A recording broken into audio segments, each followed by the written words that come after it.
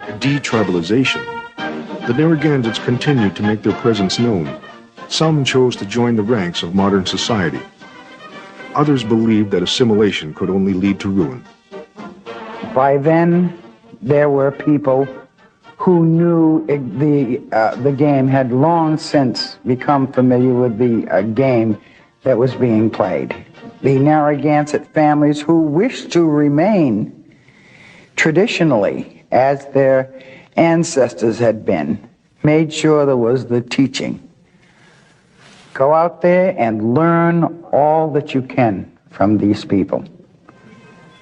But never forget who you are.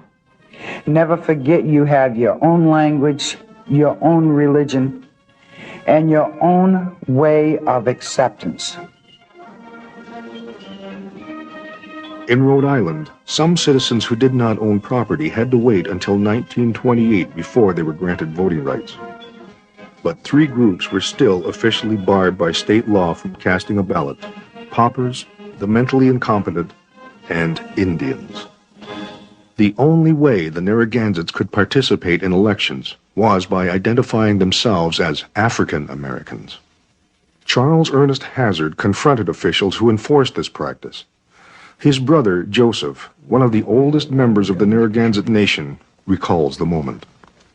Indians couldn't vote, so he went up to the State House and he says, it's on the charter that the Indians can't vote. And he says, you're voting, ain't you? And he says, no. He says, I consider myself a Narragansett Indian. If I vote, I'm voting under Negroes could vote, but not an Indian. And he said, I consider myself a Narragansett, not a black, so I'd like to have that changed. So they did. In 1950, after a series of delays and debates, the Narragansett were finally granted the right to vote. The Pokanoket tribe was actually the headship tribe of what you know today as the Wampanoag Nation. But when the English came to this country, this whole of southeastern Massachusetts and parts of Rhode Island was known as Pokanoket Country or the Pokanoket Nation, later King Philip Country. It was during the King Philip War, 1675-1676, that the colonial government outlawed the word Pokanoket. And if you were a male 14 years of age or older, and you said you were Pokanoket, they could kill you on sight. And they would kill you on sight. So Pokanoket is a name that is not readily recognized. But any map prior to the King Philip War, and that's the John Sellers map, who was the map maker to the King of England, Gookin's map of that period, the Smithsonian's map of Northeastern Indian Handbook, they all state right on it, Pokanoket Country or King Philip Country. So Pokanoket is who we are. That law is still on the books to this day, that I know of. It was on the books until after the year 2000. We are here. We have always been here. They call us a seat of Metacomet. But his father, the Massasoit Osamequin, who welcomed the Pilgrims to this country, also sat in his seat. This seat is located in Petumtuck, which in our language is Lookout of Pokanoket. And during the period, this is one of our sacred villages, in which we would send smoke signals from the top of Petumtuck, which is one of the highest points in Rhode Island, that they took 75 to 100 feet off of the top of this mountain during the 50s, and they had a Nike site here. But we would send smoke signals from Petumtuck to Mount Wachusett, which is in Massachusetts, and from Mount Wachusett we would send smoke signals all the way up to Mount Monadnock, which is in southern New Hampshire. And that is where the King Philip Trail is located. Our territories, we went all the way up to New York State, to Scotticook Falls, which is this side of the Hudson River. And this is where King Philip was during the winter campaign of the King Philip War with Connaught, who was chief of the Narragansetts. So Patumtuck is one of the sites, one of our spiritual high grounds. Talk about the Peters line and that tribe. It was my mother's first cousin, Princess Red Wing, that named Slopton. All right, and they're aware of this. Yeah, I remember one time when Peters came up to us and he said, "Well, I don't know who you are." And I showed him a picture of his mother with his sister Ramon, must have been about 5 years old, and with all my brother, my cousin Jimmy's kid. Toro was in that picture, and he said, "Where'd you get this?" He said, "That's my mother." You know, and so basically, he went back to that tribe and said, "Oh yeah, we know who they are," but they haven't told the truth because they've been trying to steal our history. We are the tribe, the Poconoke tribe, and all you're gonna do is punch in Poconoke. I don't know, steal our history. We are the tribe, the Poconoke tribe, and all you're gonna do is punch in Poconoke. I don't understand why these tribes out west would say something like that because of these young bucks that are going around here making statements that they don't even know what they're talking about. They never taught them the history because they try to make themselves look more important than what they are. But these young bucks that are going around here making statements that they don't even know what they're talking about. They never taught them the history because they try to make themselves look more important than what they are. But they are what you call people that try to rewrite history, and they can't do that because the history has already been recorded, and it was our family.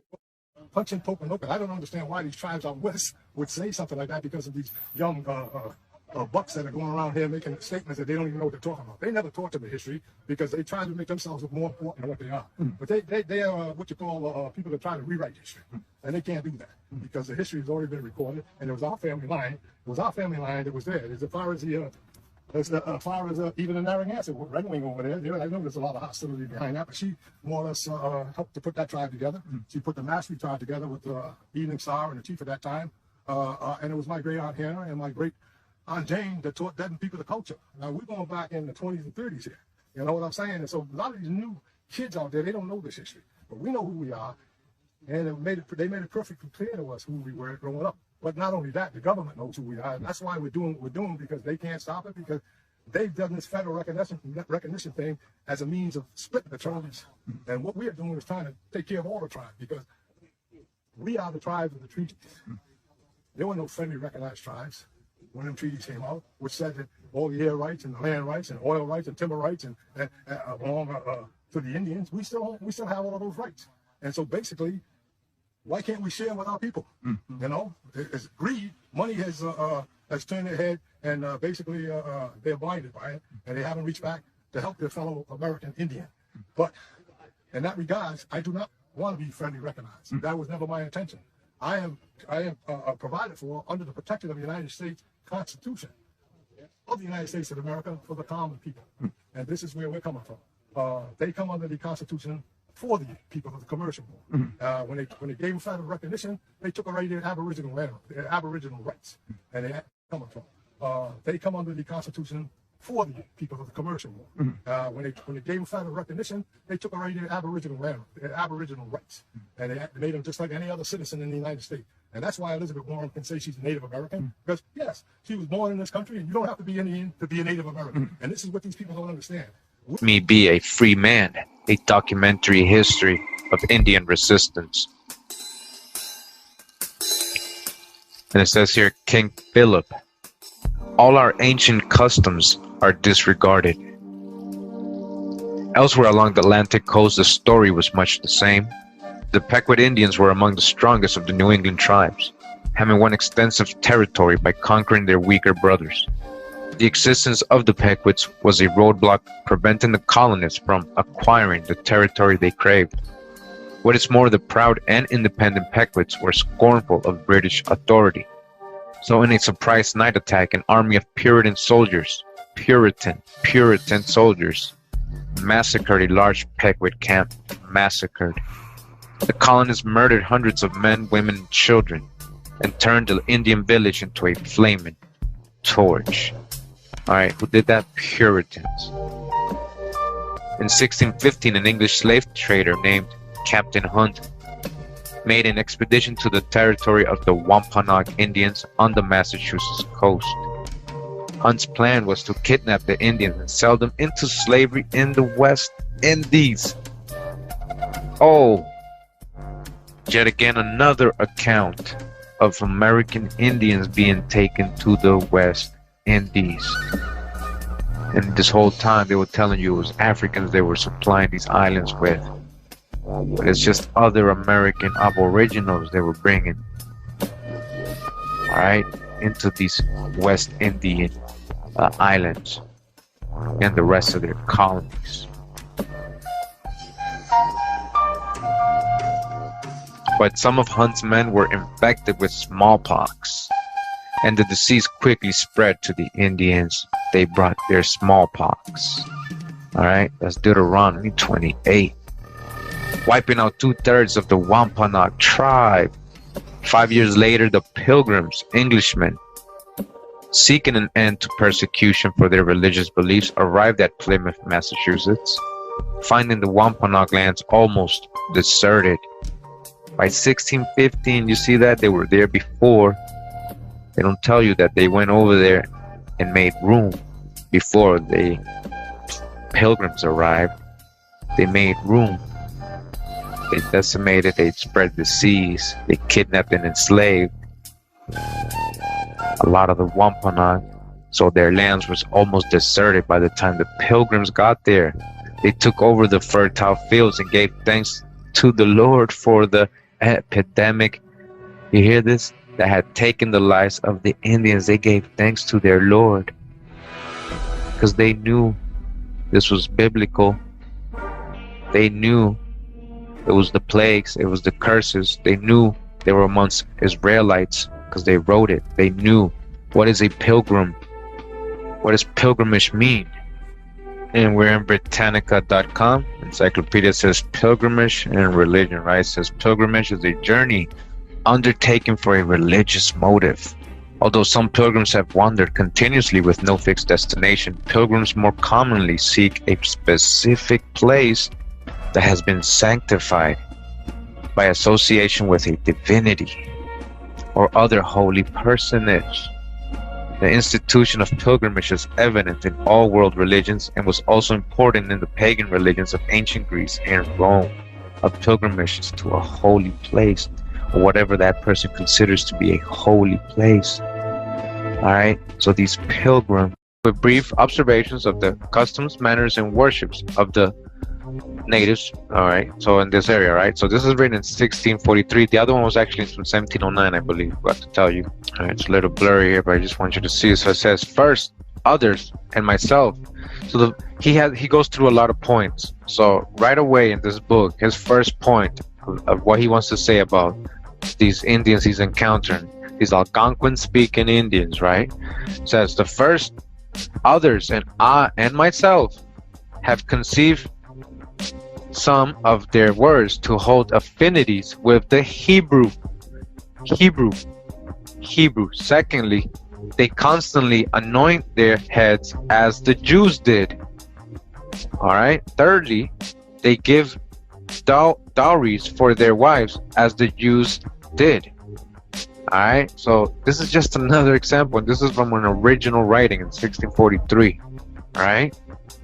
Just checking out. What's up, man? What's your nationality, bro?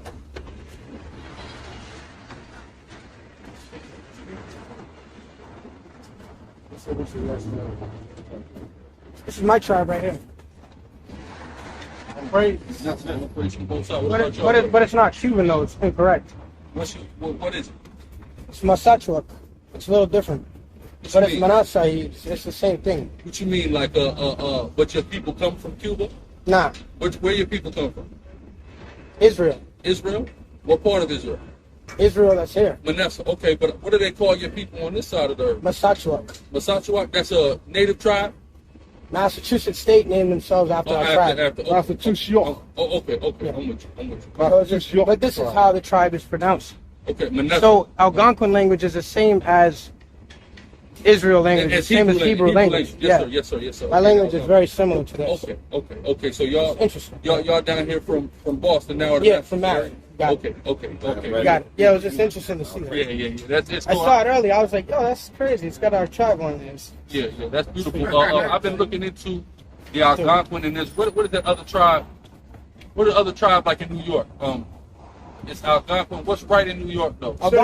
Algonquin is still Shinnecock. But they're all Algonquin still. But they're all a part of the Algonquin's the language. Yeah. There's only one Algonquin tribe there in Canada. Okay, but the language group is Algonquin. But our nationalistic designation is called Titicut. Okay. So our designations, the way that we do our nationalistic stuff, like our nation status, it comes from the land base in which your home village is. Okay. So we have 198 different villages within Massachusetts, but my home village is Titicut. Okay. Because my grandfather, who was the chief of the tribe, I serve as council chief now, but my grandfather, he served as council chief, and when he did, the national designation was Titicut. So on the old documents that you can pull from the Vatican from the 1621, you can actually see there that it says Massachusetts country or Titicut country, opposed to, you know, like a tribe. We didn't even use tribe, but Matakeesit would be my race. Okay. I'm considered Matakeesit as my race, but my national designation is Titicut. It's crazy because literally we were just talking about it before you walked over. I was talking about how they got over 900 different, what they would say tribes, but everyone that got their federal recognition. Yeah, they only got 565 federally acknowledged, yeah. But there's thousands that are unacknowledged, and every single last one of you guys standing out here comes from one of those tribes too, that are unacknowledged by the feds, but acknowledged by the Creator, which is more important. What you're saying is, basically, you're acknowledging that we all go back absolutely to Israel. Absolutely. But everybody thinks Israel is somewhere else. That's also another problem. What are you saying? Are you saying Israel is America? This is Israel. Why do you believe that this is Israel? I'll tell you why I know that. Because 10,000 years ago, they found an ancient rock from my tribe, okay? And it was very prehistoric. It was about 10,000 years old.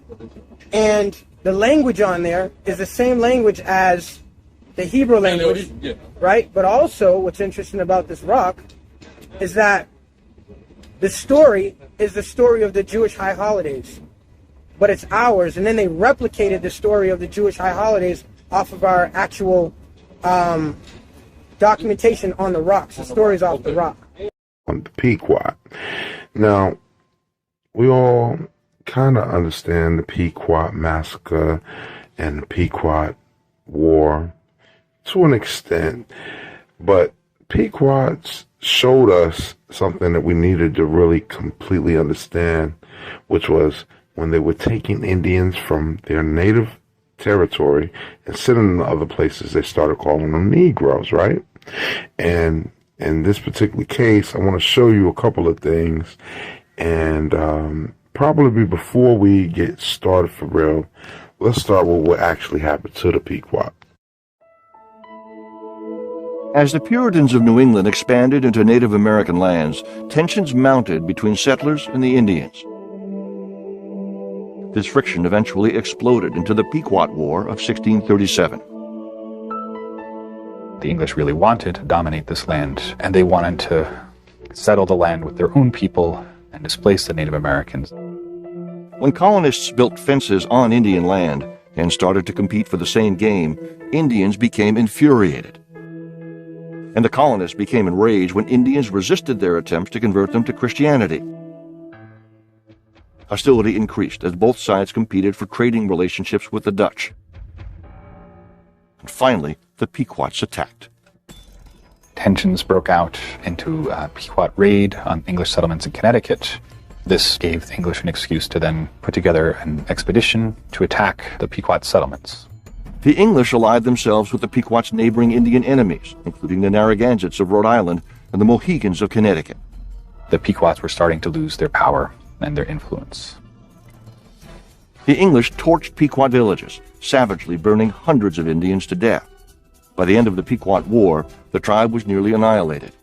It was such a brutal and catastrophic war that even the Pequot enemies who had allied themselves with the colonists were stunned by the savagery. This was quite a shock to the native allies of the English, who were not used to waging war in such a lethal and devastating manner. Their tendency would be to capture these peoples, take them back home as captives, often to intermarry into their families or to work as servants, and even possibly slaves for them, but certainly not to slaughter so many people and certainly not to slaughter so many women and children. So you'll be happy to know that the Pequot still exists, and in 1990s, this family was the Pequot family, the ones that actually started a casino. Now let's talk about that. In 1993, Donald Trump's gambling empire was on shaky ground. His 3 casinos in Atlantic City had all just emerged from bankruptcy, and only a year before, some tough new competition arrived on the scene. Foxwoods, a Native American-owned casino in nearby Connecticut. Under federal law, Native Americans don't pay taxes on casinos located on their land. And in 1993, Trump sued the government, alleging the law gave an unfair advantage to a certain class of citizens. Later that year, Trump was called to testify before a House subcommittee on Native American affairs, and he got into a heated exchange with Congressman George Miller, Democrat from California. Is this you discussing Indian blood? We're going to judge people by whether they have Indian blood, whether they're qualified to run a gaming casino or not? That probably is me, absolutely. Because I'll tell you what, if you look at some of the reservations that you've approved, you, sir, in your great wisdom have approved, I will tell you right now, they don't look like Indians to me. And they don't look like the Indians. Now, maybe we say politically correct or not politically correct. They don't look like Indians to me, and they don't look like Indians to Indians. And a lot of people are laughing at it, and you're telling how tough it is, how rough it is to get approved. Well, you go up to Connecticut, and you look. Now, they don't look like Indians to me, sir. Thank God that's not the test of whether or not people have rights in this country or not, whether or not they pass your look test. Depends whether or not you're approving it, sir. No, it's not a question whether I'm approving it. It's not a question whether I'm approving it. Mr. Trump, you know in the history of this country where we've heard this discussion before, they don't look Jewish to me. Oh, really? They don't look Indian to me. They don't look Italian to me. Mm-hmm. And that was a test for whether people could go into business or not go into business, whether they could get a bank loan. You're too black, you're not black enough. So yeah, Donald Trump was railing against these people, the Pequot. And this is a picture from the opening night. They had Quincy Jones with them, right? But the Pequot was always a melanated tribe, and that was the Pequot of Connecticut. Now there's also the Pequot of Massachusetts. This connection, I think, this bond, first of all, it's hard for tribal people to have trust. This kind of trust, you have people coming on the reservation, digging up feelings and emotions. I made the arrangements with Consul to have Dr. Silliman come in and speak to Consul about the program. And then I worked really hard on behalf of Consul to help develop the tribal protocol for this program because there was a lot of hesitancy because this had never been done before.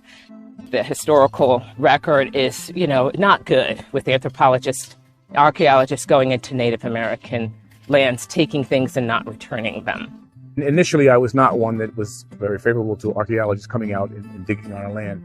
But since meeting Dr. Steve over the last 10 years, I've changed my attitude. Dr. Steve does a very good job making sure that he collaborates well with the tribe and with the things that he finds. So he's not just interested in the subject of matter, he's also interested in people that the stuff belongs to. So I really appreciate having a chance to see that there are archaeologists that are out there that are learning to be more sensitive to the people and the things that belong to them. I am Norma Parrish, and one of the elders of Eastern Pequot Tribal Nation. I'm 94 years old, and I've been coming here when we first started to explore the reservation to find the artifacts that were left here.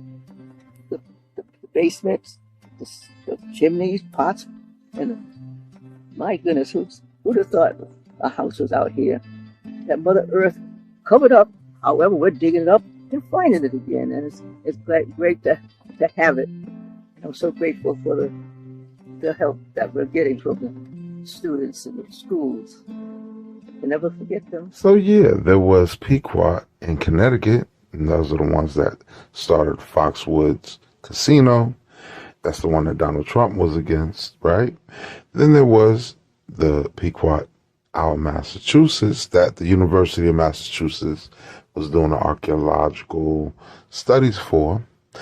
But historically, like we said, they took them to different places during the war as captives, right? And one of the places is in Bermuda. I think it was called St. David. But these people also realized that they are Pequot. And they knew they didn't just take Pequot down there. They took Pequot and some more folks. But today we're talking about the Pequot. So let's get to that. All right, check this out. Understand we're at Port St. Catholic Beach here, where this in the background here is Fort St. Catherine's Beach, as well as the old port. many years ago, and like I said, 1609, the Sea Venture sunk, was shipwrecked out here, and the passengers, the 140 men and 10 women, came ashore here, and in essence started the colonization of Bermuda. It's a blessing. I like your, tell me about that. Where did you get that? Well, my good friend Anawan Reed, he gave me this as a gift towards my my higher learnings towards the Eastern War dance and doing well in it. So he'll donate something to my regalia. Very nice. Wow, I mean, just to be in this regalia is an honor. Mother Vietnamese. And it's just an honor because, like I said before, we are survivors. So it's like, for me to be my cultural dress, it means a lot to me because it means that, hey, I'm alive, we survived, you know, we're still here. You know, the hard part about with the Bermudian natives is, you know, trying to link them to what tribe. We know we all look alike, but to try to track down like who belongs to Narragansett, Wampanoag, Pequot, you know, what fractions. I think that's what's going to be challenging. You know, sometimes when I'm here, I just double take. I think I've seen a cousin. I'm ready to call out to him. Say, no, so no, that's not. A lot of similarities. There is right in features, but not even just features. I mean, features is one thing, but even the way how we interact and how warm is a great thing. So, there's a lot of families that at Bermuda, it's not just Pequot connection. No. There's other connections. There's other connections as well. Like, I know a few people that said the Cherokee, Micmac, then my aunt, who's married to my uncle, she's the Shinnecock, you know, when she met my uncle. Yeah. There's a lot of other tribes, but what our community tries to do is bring them all together. So yes, family, the Pequot still exists, and the stories and the ways still applies to all of us. Wampanoag people. As you can see, we have Zervia in the middle and her two unmarried daughters.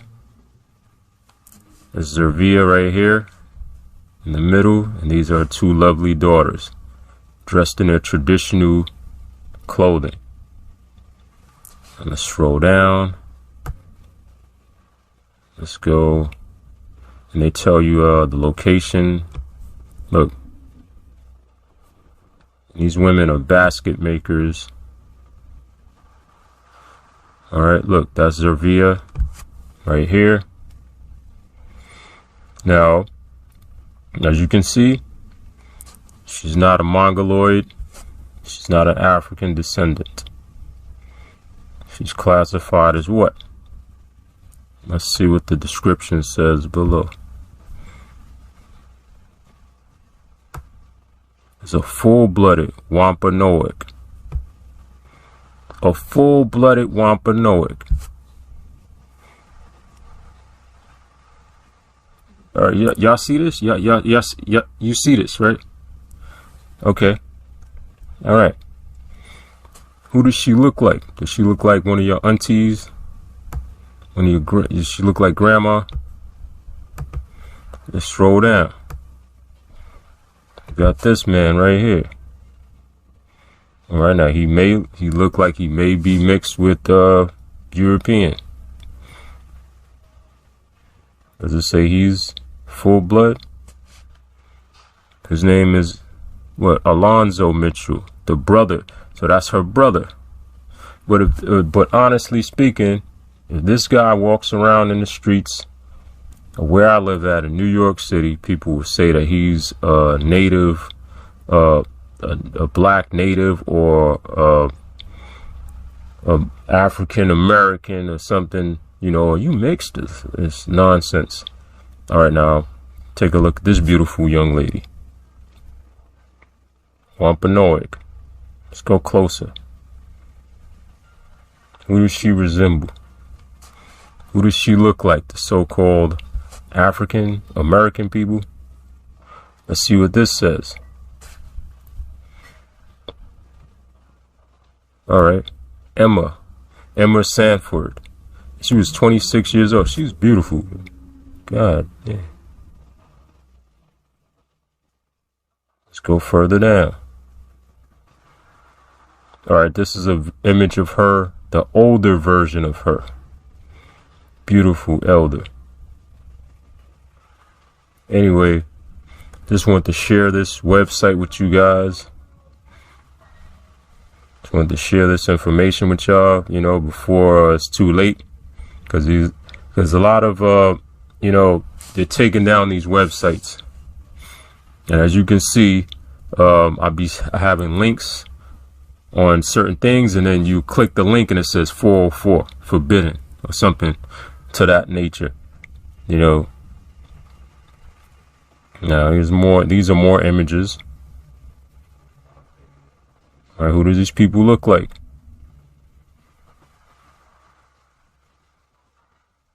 You've seen this image before. I had this image in another video. And the link to this original image was from Yale University. It's from Yale University. Got cats outside drag racing. It's from Yale University. But then Yale took this image off of their website. But that's Melinda and Charlotte. Take a closer look of these lovely Wampanoag people. And then we go into an image right here. Look at these beautiful women.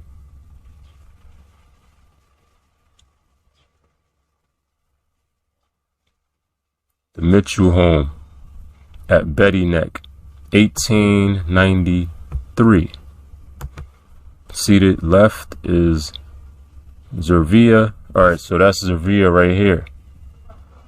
Right, that's Zervia, and these are her two daughters. And keep in mind, Zervia is was classified as a full-blood Wampanoag.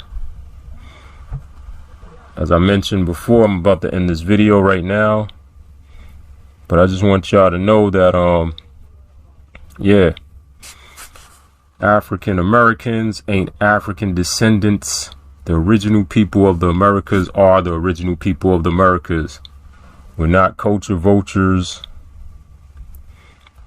And we've been here. That's it. Bottom line. See you guys next time. But the history books are wrong. They don't tell us the story of the native peoples here. And it's a much larger story and one we need to know about. And I want you to focus on one concept. He who writes the history controls the history. So join me. We take a hard look at the written history and rediscover the people of the Nipmuc Nation.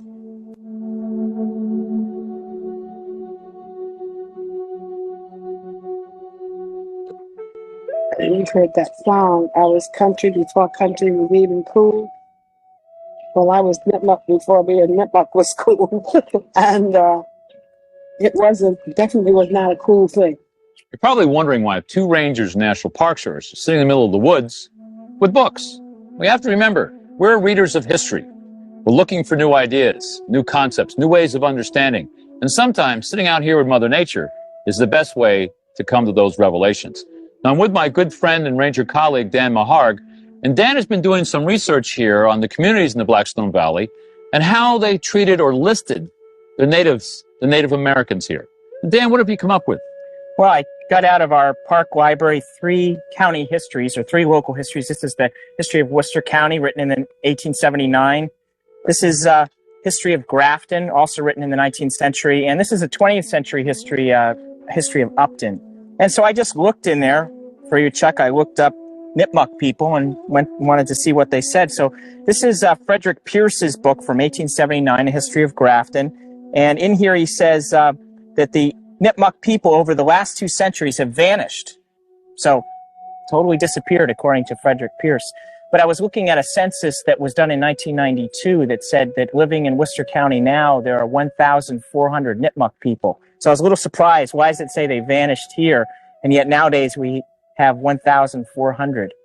That's even more amazing when you consider the town of Grafton has the Nipmuc Reservation there, the Haslam-Namisco. Right.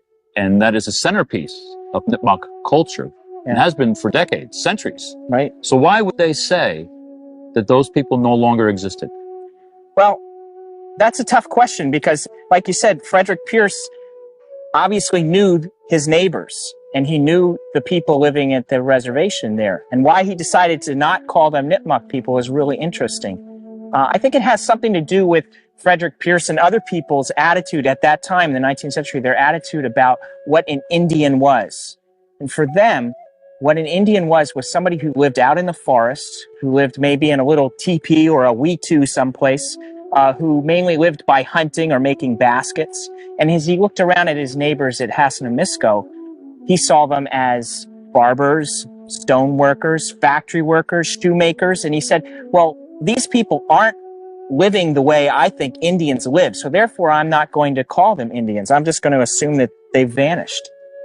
And I think that's why in these local histories, you don't find descriptions of native people as they're living, as shoemakers. They're not being described as native and factory workers. Because that would go against our romanticized view of the Indian. Right, they're not living in the forest, so therefore they're not Indian, according to these folks. It must be very difficult for people to overcome that kind of stereotype. The only way you can be an Indian or Indianness would be out in the woods, where how are you going to make a living and fit into society? Right, so for Nipmuc people, this must have been particularly a difficult time to live, because here you have a bunch of people in the dominant culture, the white culture, let's say, saying, you've all vanished. You're no longer Nipmuc people. And you have Nipmuc people saying, well, I consider myself a Nipmuc person. I have a family heritage. I have a set of beliefs. And I have a community that I live with that, for me, is distinctly Nipmuc. At the same time, you have the white culture saying, no, you're shoemakers now. And more importantly, you're a person of color. You're no longer a Nipmuc person. You're a person of color. You're no longer a Nipmuc person. You're a person of color. You're no longer a Nipmuc person.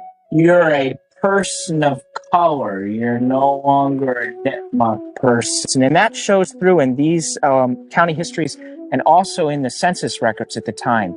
You find a person described in the 1860 census as an Indian. In the 1870 census, they're described as a person of color. You find a person described in the 1860 census as an Indian. In the 1870 census, they're described as a person of color or a colored person. Same person, but the census taker, as part of the white dominant society, decides that this person is no longer Nipmuc.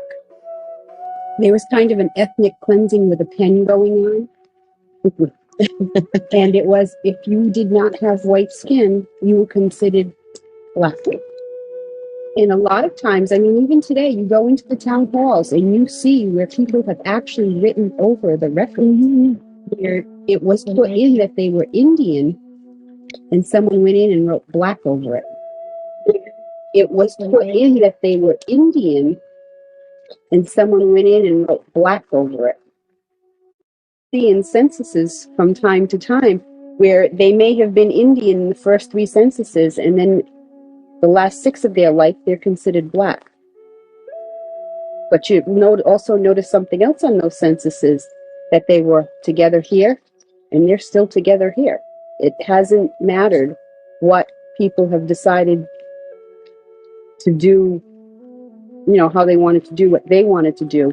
We've stuck together.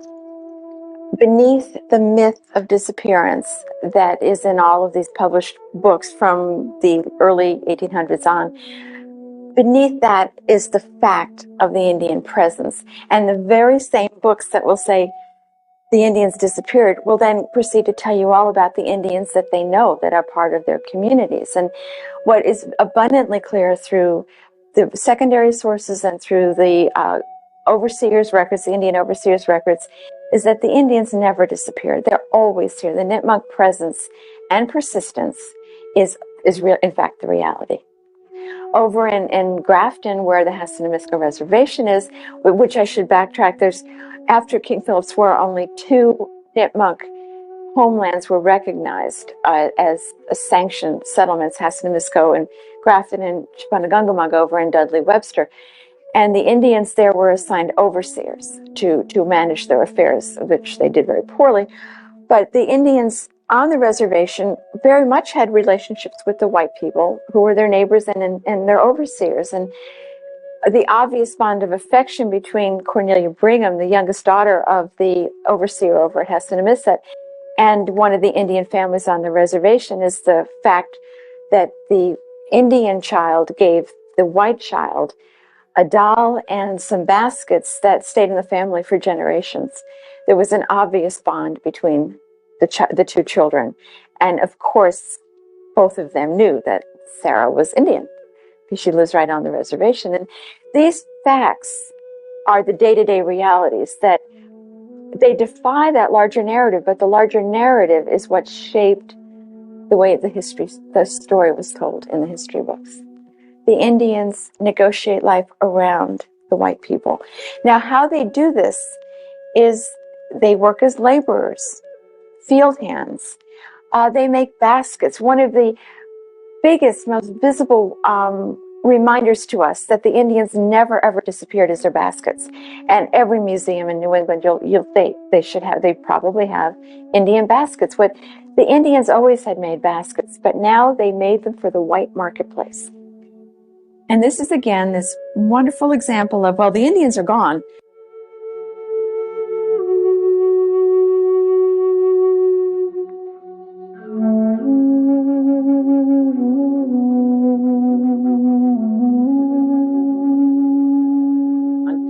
But this is a very personal story of two Indian women in Worcester who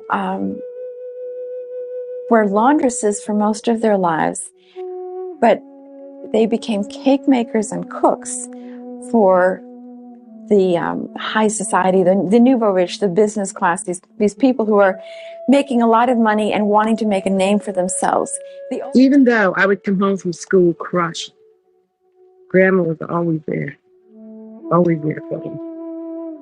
And she taught us that that we needed to be proud of our heritage. And she taught us everything that she knew. She helped by telling us stories, by telling us the traditions, what they did. She helped. Her sisters were great at gathering herbs.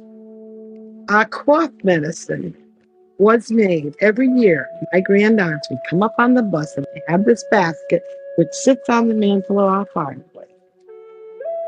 And they had this basket covered with a tea towel, and in it they had all the remedies for the winter. Cough medicine, rubs, salves, that they had gone out behind their home and gathered the herbs and made all these. So I would ask, well, what's this made of? And I was told how to make this cough medicine. I might add, mine never tasted like this. Mine tastes terrible. I use the same ingredients, but I can never get it to taste like Aunt Ethel's and Aunt Rebecca's kind. So even though I was hurting and really hurting, I knew that it was because of ignorance. Because how could anything that was so wonderful be so wrong? And all the kids in the neighborhood used to gather on the bulkhead at our house in Woonsocket and listen because they all listened to my grandmother's stories. All their friends in the neighborhood came over because she'd just sit there and tell them stories for hours and hours.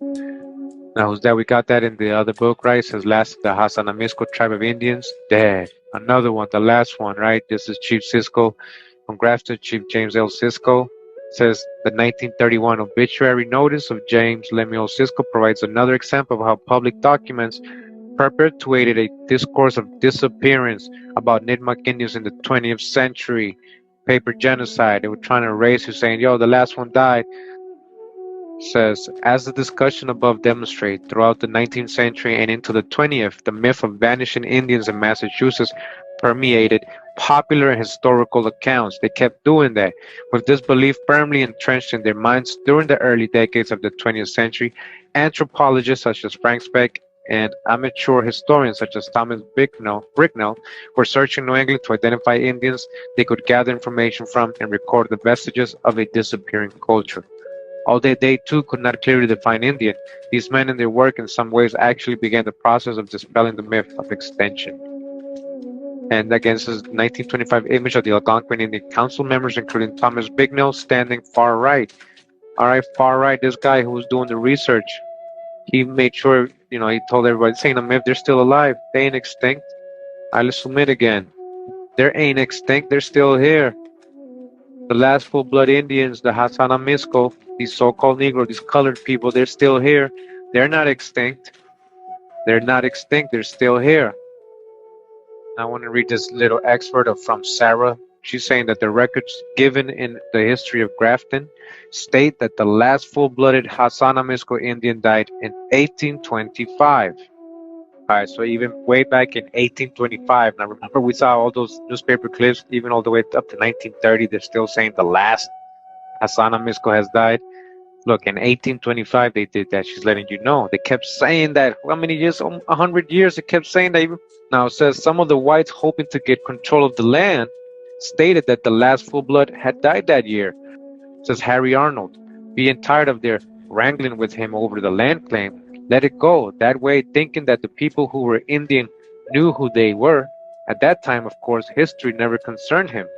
Trustees of the tribe and agents empowered to conduct its affairs did, however, take for themselves several acres of the 4 square miles reserved for Indians, leaving the Indians in poor conditions as the years went by. A plaque at the old and Indian burial ground in Grafton recognizing Cisco ancestors dating back to the late 16th century. And then there's another image here. It says Figure 17, a sign maintained by the town of Grafton continues to mark the Indian burial ground. And it says right here, 1664. All right, so we got another image here. Figure 18, an inter-tribal group gathers in front of the Cisco homestead at 1920s gathering for a photograph. All right, look at this. Look at this.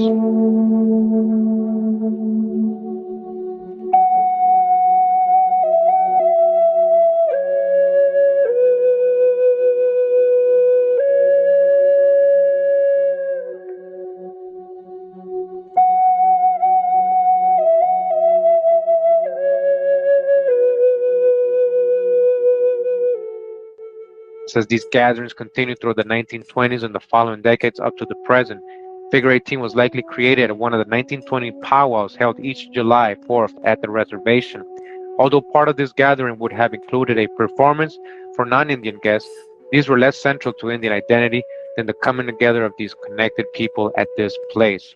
While the reservation and homestead provided what the public and scholars such as Speck, McCulling, and McDelling saw as backdrop, in reality, it was the connecting piece between the past, present, and future for these participants and their descendants.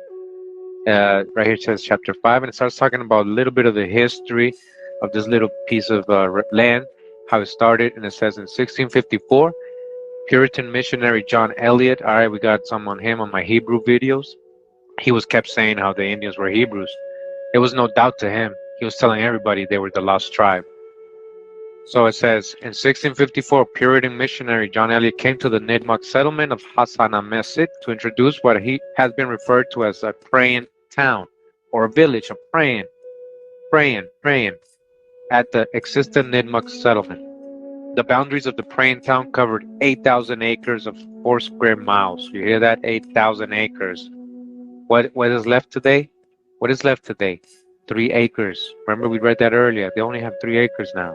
They had 8,000 acres of boundaries of this land they had. Approximately the same area as present-day Grafton. Like basically the whole of Grafton was theirs. The Hasanamisco Reservation is all that remains of 500 acres retained by a handful of Nipmuc families, including Moses Printers. This is the guy who was able to keep the 3 acres. That lived here following the transfer of 7,500 acres of the praying town land to English settlers in 1727. So out of those 8,000 acres, that was basically the whole of Grafton, they only were allowed to keep 500 acres. They gave the European settlers 7,500 acres, right? They took all of it. So it says 200 years later in 1930, a plaque was erected by the Massachusetts Bay Colony, Tercentenary Commission to permanently mark this vestige of Indian land, 4.5 acres. According to the plaque, it still stands in front of 80 Brigham Hill Road. All right, this is the plaque right here. All right, it says Indian Reservation, 1630-1930. Look, it says these 4.5 acres, which out of 8,000, this is all that's left, 4 acres, 4.5, have never belonged to the white man, having been set aside in 1728 as an Indian reservation by the 40 proprietors who purchased the praying Indian town of Hassan al-Masjid. They purchased it from who? They took it away. This image just shows like, the land that he, which was the reservation they created, was basically the last parcel land that was owned by this person, Moses, printer Moshe. Moses, a Hebrew name, Moses, printer. And then it goes on to his genealogy. Genealogical chart of the main family members of the printer, Gimby Arnold, Cisco Line, discussed in this dissertation. This is just another image. This is the house, basically. This is a 1970s photograph of the Cisco homestead. Again, we were just talking about the Hassana, Misco, Narragansett people. Nipmuc, Narragansett tribal connection here. The Cisco family and the homestead. Talking about James Lemuel Cisco right here in the middle. His ancestry. That land was owned by them.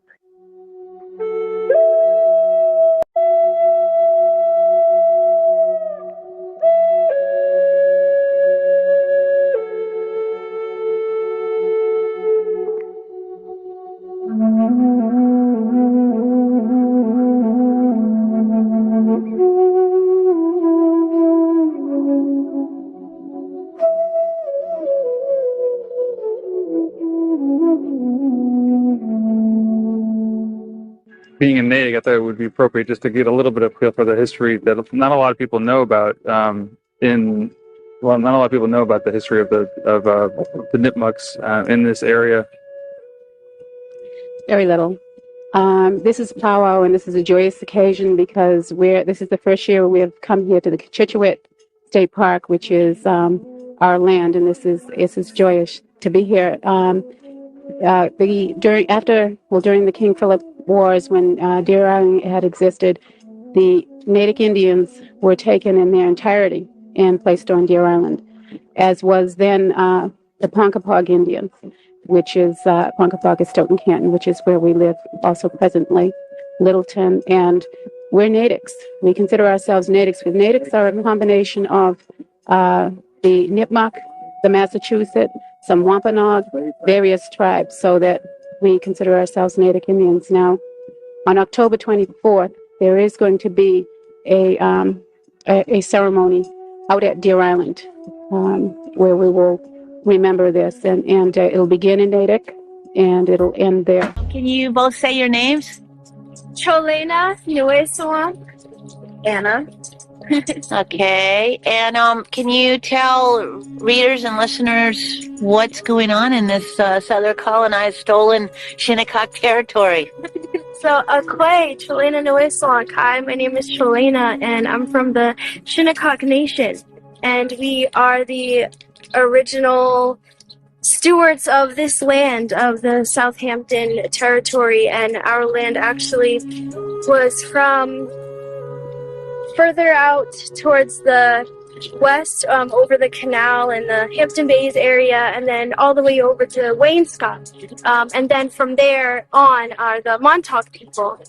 So the Shinnecock are the original, this is our original territory, and our reservation is actually located on a piece of our original land, so we're pretty lucky to have that. You know, we still have our resources available, and we're learning to, you know, be reconnected to those resources and use them for our, you know, our development, you know, our economic development. So we're learning those ways, and we're hoping to continue to bring that up. We do struggle. I mean, we step off of the reservation every day into a whole nother world. We're in the middle of one of the wealthiest places in this country. I mean, the richest of the rich, you know, have homes here, and it's ridiculous to see the contrast. You know, you see these huge mansions. I mean, these businesses, these big names, and I don't understand how people can afford to, you know, but they do, and the top 1% are living here, and the bottom, you know, some of us are very much below the poverty line, living on the reservation, and we're living side by side, and and we do get overlooked. People don't realize. People who have lived in Southampton for years will often say that they never knew that there was a reservation here in the town of Southampton, and that makes no sense. I mean, didn't your grandfathers, your parents tell you about us? Because honestly, we did have a relationship with the elders of this town. You speak to the elders in our nation, and they remember that camaraderie. They worked together. They were farmers, and before that, we were whalers, and we were whaling together. And then at some point, of course, that didn't go so well. They whaled all of our whales, and we couldn't whale anymore, and they started to steal us and trap us on their whaling ships, thinking that we would help to bring the whales back. And nope, that didn't happen. So, so we just... The younger generation, we've really come to a revitalization process of our language. I'm a preschool teacher at a preschool on the Shinnecock Reservation, and I'm helping to bring the language, back. And maybe one day in a couple generations, we'll have a fluent speaker. We're revitalizing our ceremonial ways. A lot of that has been forgotten in this process of decolonization. That's real. Any other thoughts that you have? What's your name? My name's Anna. She pretty much covered everything, but it's funny that she brings up like people around here, they don't know who we are, and it's so real. Like, the school is just now integrating the Shinnecock people in their curriculum. Nowhere are we in the textbooks or anything, and we live right here. Wow. We live within a 5-mile radius of each other. And right now I work under Blossom Sustainable Development. So we're really working with our community and with the preschool. We're partnering with a lot of people, and we're really trying to bring back that sense of sustainability and sovereignty and just being self-sufficient, that we don't have to rely on the outside. That's what's up. We actually have a greenhouse now. We've been growing greens that can withstand in the confusing weather New York has. Yeah. But we have a greenhouse. The kids actually came down last week, and they learned the plants that were growing in there. They learned what we will be planting, and they got to water the plants, and then they're coming back tomorrow actually to plant sunflower seeds. Right. And then we have the community garden going too. And the community garden, the preschool that she works at actually has a plot in the community garden. So they'll be the in-house cook will be preparing their meals with everything that the kids grow.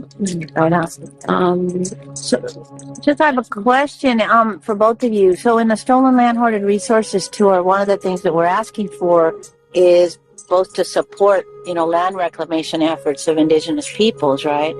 But also reparations, community reparations. And it strikes me that, I'm sure you heard about recently, some folks have actually gave 700 acres to a tribal nation back in California. Oh, wow. Right? So one of the thoughts or one of the asks that we could put out, and, obviously if it makes sense for y'all, is that one of these homes, which we all know are probably second, third, or fourth homes, could be given back to First Peoples. Does that sound like a possible ask? Absolutely. Yeah, right. That's possible. Let's do it. I mean, even if we can occupy it for, a certain amount of time, just to, to be able to be on part of more of our land, of our original territory, and to have that connection again, and to have that awareness, and that realization, like, hey, this was ours, let's... Right. Right. Even like the crazy thing is that there's actually been an ongoing, it's actually a court case now with one of our tribal members who didn't want to pay for a parking permit because this is where we're from, like we don't want to pay to have a beach permit to park your car there, like we've been coming here for thousands of years. We've whaled here, we've occupied this land. So how do you pay? Why should we have to pay now for something that we should have the opportunity to do? And even like restricting our hunting and our our right to select shellfish and just There's so many levels. We're so restricted and.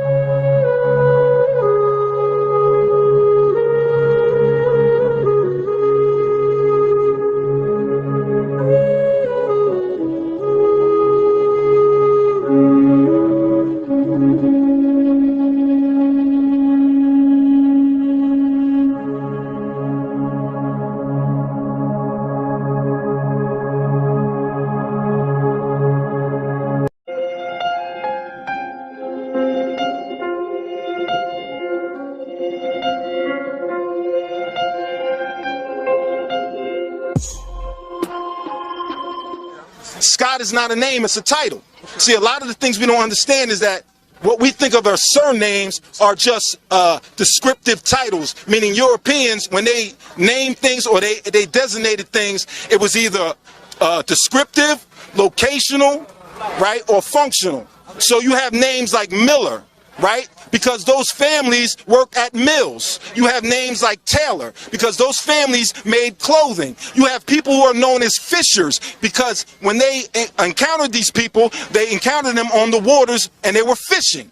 So they call the people fishers. You have families named Rivers. Why? Because when they encountered these families, when they came here, they named them according to their location place, right? So you have family names like Hill, right? Family names like my family, which is Rock, right? When you start to deal with the real understanding of languages, you understand that a lot of the people who, what we assume are surnames, are really descriptive terms given to the people, right? So I could go deeper in it and start breaking it down from the language of my people, which we call our language Lenape, because the language is synonymous with the people, right? But when they steal your language and they steal your identity, what happens is you start to revert and you start to use different names, identities for yourself. One of the first names that we reverted to, right, and I'm speaking for those of us in Lenape-Hoking, which is all of New Jersey, the 5 boroughs, eastern Pennsylvania, and northern Delaware, all right? So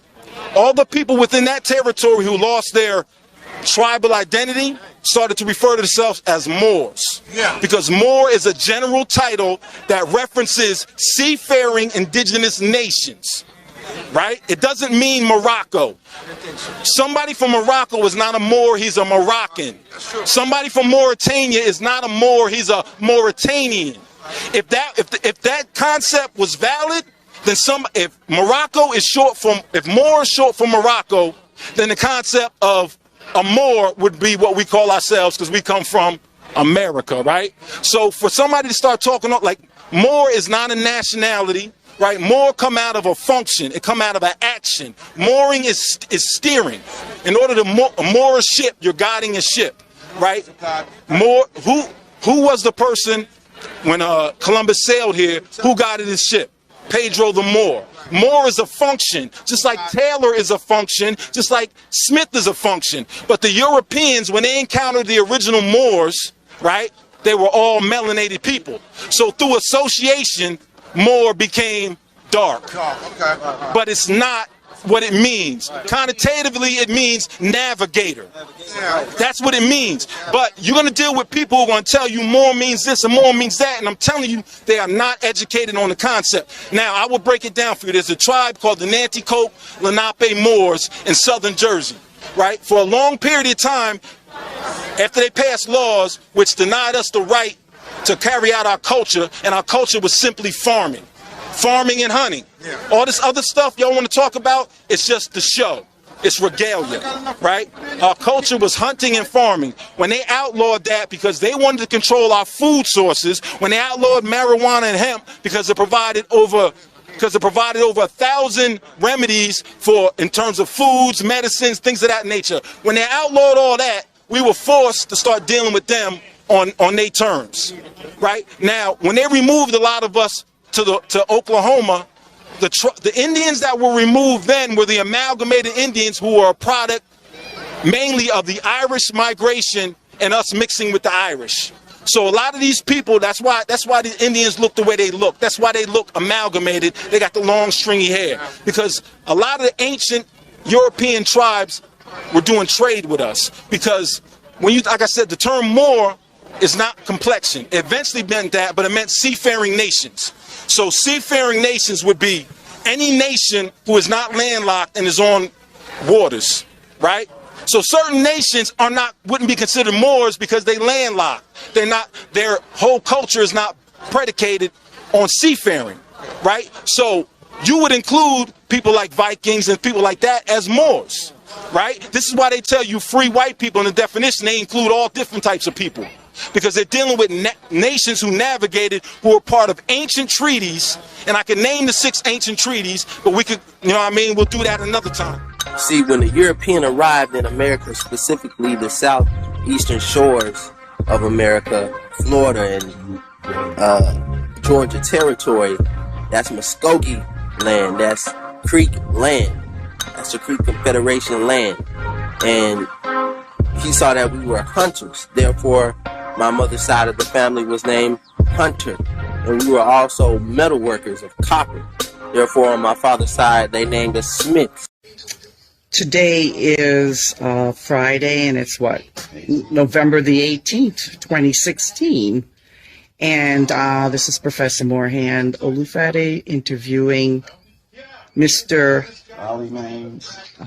And Karen Taylor. And you're both related, how? My niece. This is my uncle. That's your uncle. Okay, and the both of you are natives of the Ukachug tribe, okay? And where are we here? You're on 128. Puspatuck Lane, Mastic, New York. Mastic, Long Island, New York. Yes. Wonderful. Right near the powwow ground. Where we have all the nice festivals. Right. My mother was a Shinnecock. Yes. Her grandmother was a Shinnecock. And my father from Underchunk. Okay. So the both of you were born on the reservation? No. Oh, okay. All right. Oh, wonderful. Ollie, where did you go to school? They didn't have no school here. They went to different districts. Bellport.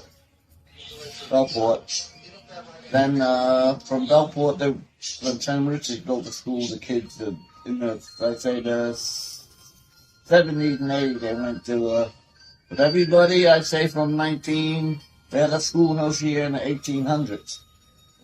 But I would say from 1920s up until 1970s, they went to a different school, Bellport and San Mauritius. And San Mauritius. But they never had no school. They had an old schoolhouse here, but that was in the 1800s.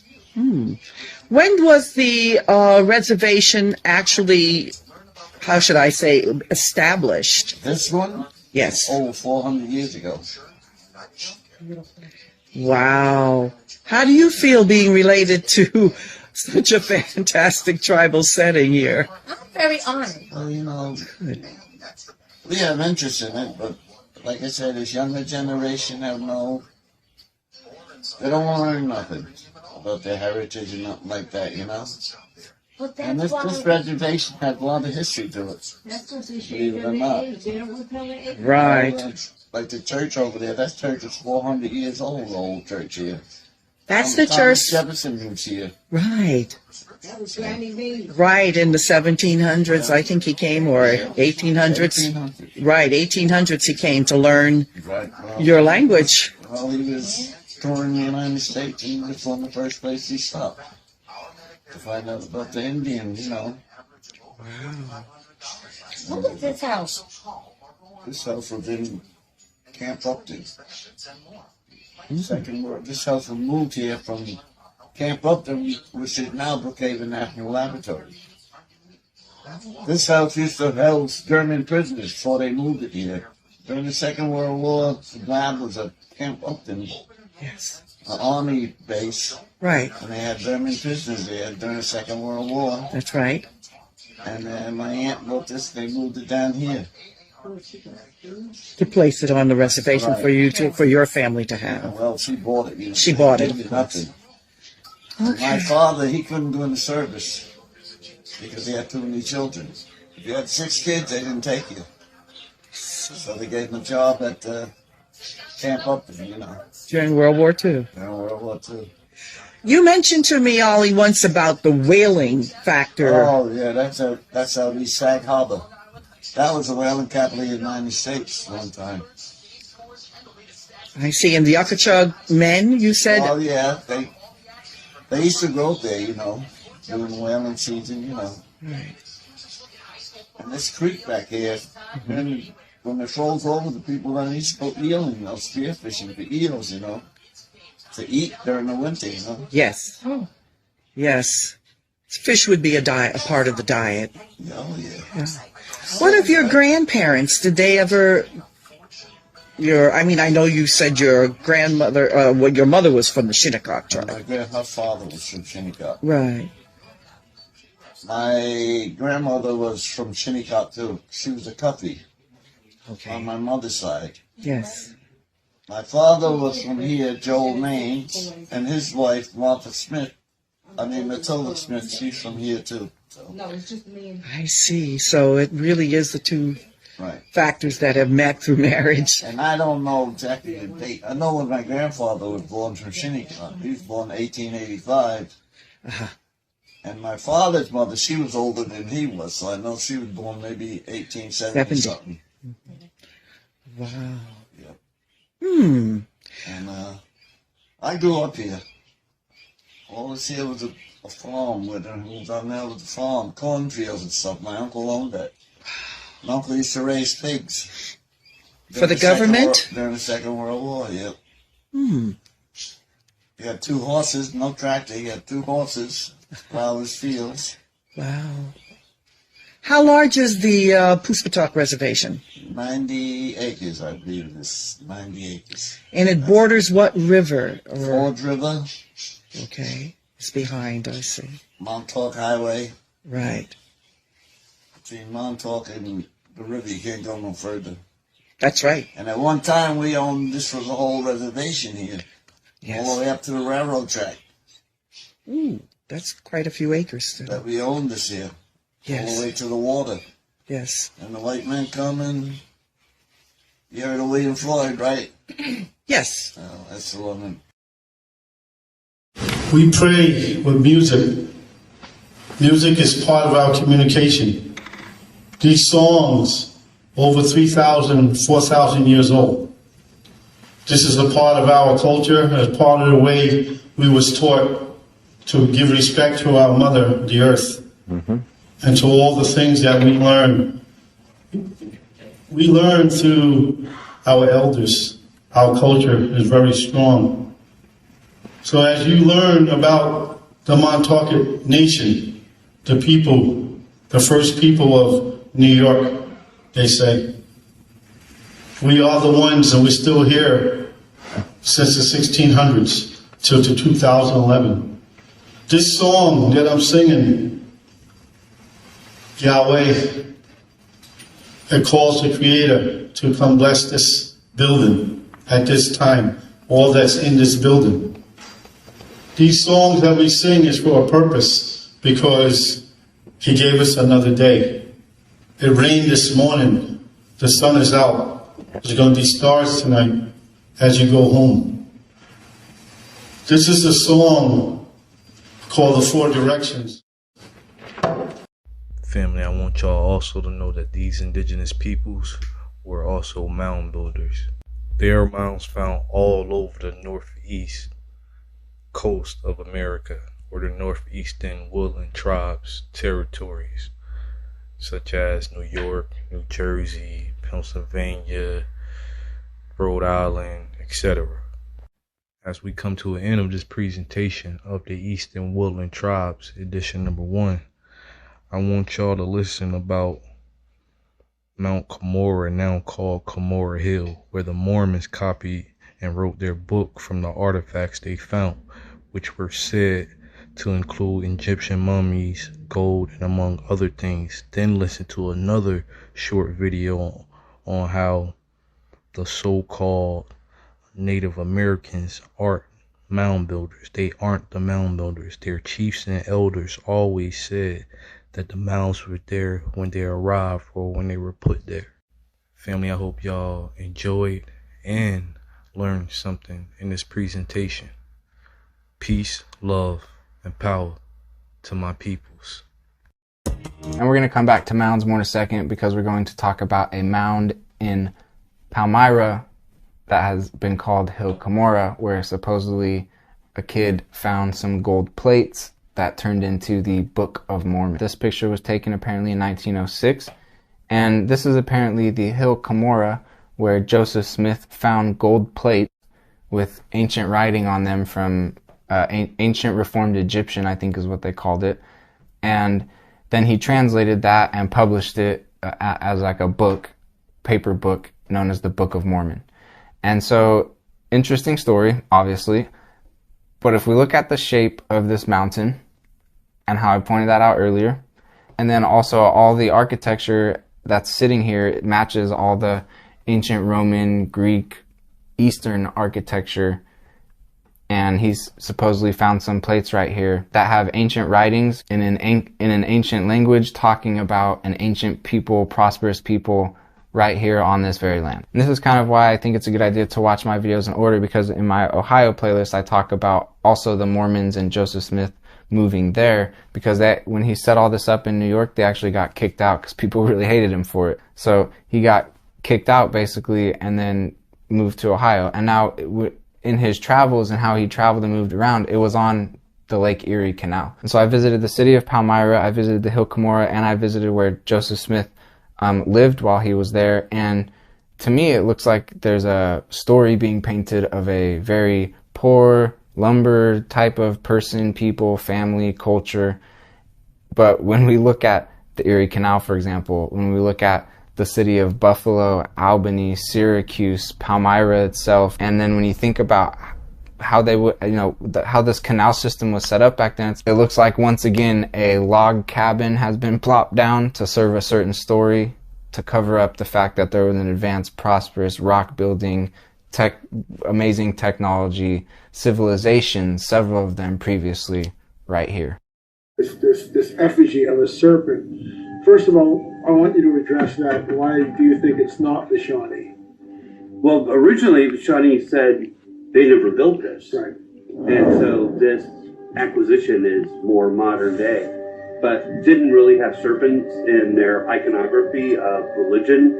We're never really known to be mound builders, so it's a mystery. I can send you the quote from Chief Wallace of the Shawnee tribe saying they did not build these mounds.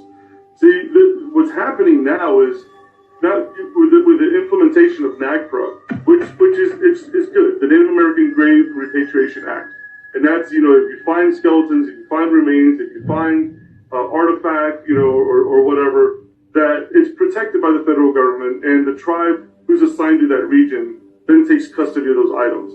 The problem with that is that a lot of these mounds, the Native people didn't build. We didn't build them. Our ancestors didn't build them. So we are taking responsibility for something that we didn't make, and now the historical narrative is changing. Think about what better way to keep people from going into the mounds or finding, 7, 8, 9 foot tall skeletons than to have a standing force of Native Americans who are going to come and they're going to protest, and they're going to stop anything like that from happening. But that's interesting that you said that, because I'll send this to you. I'll send you an article from Indian Country Today Media Network, which is the largest and oldest Native American news source in the country. They've been around for, I think, over 40 years. But Chief Wallace is quoted as saying that they did not build the mounds, that the Shawnee had nothing to do with the mound complex at Serpent Mound.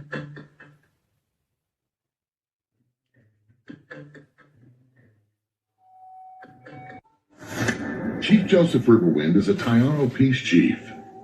He is the author of That's What the Old Ones Say, which brings to life the oral tradition of Native Americans.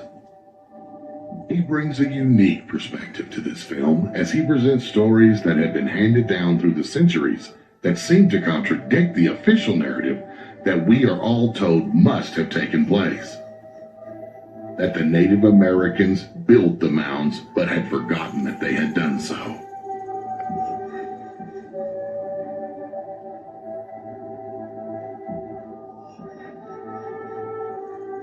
I want to kind of drill down on the idea of the solstices and the equinoxes. Did Native Americans know about them, number one? And if so, did they make edifices to mark them? Did they do anything like that?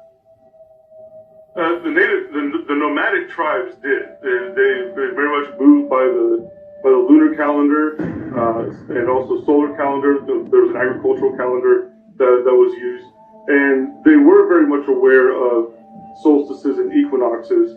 Obviously, they weren't called that back in those times.